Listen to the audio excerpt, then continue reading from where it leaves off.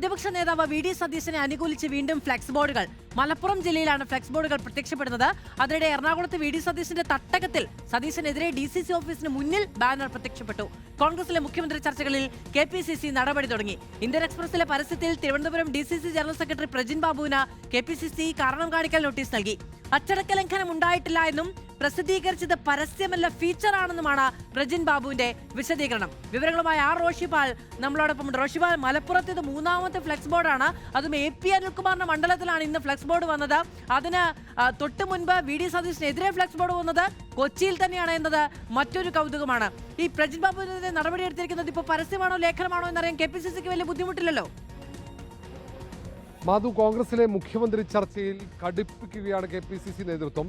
രമേശ് ചെന്നിത്തലയുടെ ഇന്ത്യൻ എക്സ്പ്രസിൽ വന്ന പരസ്യവുമായി ബന്ധപ്പെട്ട നടപടിക്കുള്ള തുടക്കമായി കഴിഞ്ഞു. DCC ജനറൽ സെക്രട്ടറിയായ പ്രജിൻ ബാബുവിന് കാരണം കാണിക്കൽ നോട്ടീസ് നൽകിയിരിക്കുകയാണ് KPCC അധ്യക്ഷൻ സണ്ണി ജോസഫ്.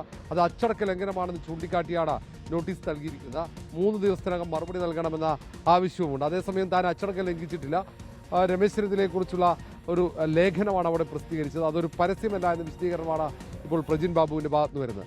അതേസമയം തന്നെ ഇത്തരം ചർച്ചകൾ നിർത്തണമെന്ന നിർദ്ദേശം നിലനിൽക്കുമ്പോഴും വ്യാപകമായി പ്രചാരണം തുടരുന്നുണ്ട്. സാമൂഹ്യ മാധ്യമങ്ങളിൽ പ്രചാരമുണ്ട്. അതിനു പുറമെ ഇന്ന് മലപ്പുറത്ത് പ്രത്യേകിച്ച് KC വേണുഗോപാൽ ഏറ്റവും പ്രധാനിയായ AP അനിൽകുമാറിൻ്റെ തട്ടകത്തിൽ പോലും പ്രതിപക്ഷ നേതാവ് വി ഡി സതീശനെ അനുകൂലിച്ചുള്ള ബോർഡുകൾ പ്രത്യക്ഷപ്പെട്ടു എന്നതാണ് ശ്രദ്ധേയം. എറണാകുളത്ത് DCC ഓഫീസിൻ്റെ മുന്നിലാകട്ടെ വി ഡി സതീശനെതിരെ ഫ്ലെക്സ് ബോർഡ് പ്രത്യക്ഷപ്പെട്ടു എന്നതും ശ്രദ്ധേയമാണ്. ഈ കാര്യം കോൺഗ്രസിന് ഇത്തരം ചർച്ചകൾ, അത് പൊതുവിടത്തിലുള്ള ചർച്ചകൾ, അത് പാർട്ടിക്ക് അവമതിപ്പുണ്ടാക്കുന്നു എന്ന് മുന്നറിയിപ്പ് നൽകുമ്പോഴും അത് നിയന്ത്രിക്കാൻ നേതൃത്വത്തിന് സാധിക്കുന്നില്ല എന്നതിന് ഏറ്റവും വലിയ തെളിവ് കൂടിയാണിത്. ഏതായാലും ഈ കാര്യത്തിൽ ഇനിയും നിയന്ത്രിക്കാനുള്ള നടപടി വേണ്ടിവരും എന്നതാണ് ഏറ്റവും പ്രധാനം. നേരത്തെ വാട്സപ്പിൽ പ്രധാനപ്പെട്ട റോജിയം ജോൺ അടക്കമുള്ള നേതാക്കൾക്കെതിരെയുള്ള വലിയ അധിക്ഷേപം ഉണ്ടായിരുന്നു. ആ അധിക്ഷേപവുമായി ബന്ധപ്പെട്ടും ഇതുവരെ നടപടി ഉണ്ടായിട്ടില്ല. ഏതായാലും നടപടി വേണമെന്ന ആവശ്യവും ഒരു ഭാഗത്ത് ശക്തമാണ്. അതേസമയം തന്നെയാണ് ഇപ്പോൾ നേതാക്കൾക്ക് വേണ്ടിയുള്ള പ്രചാരം ശക്തമാകുന്നത്.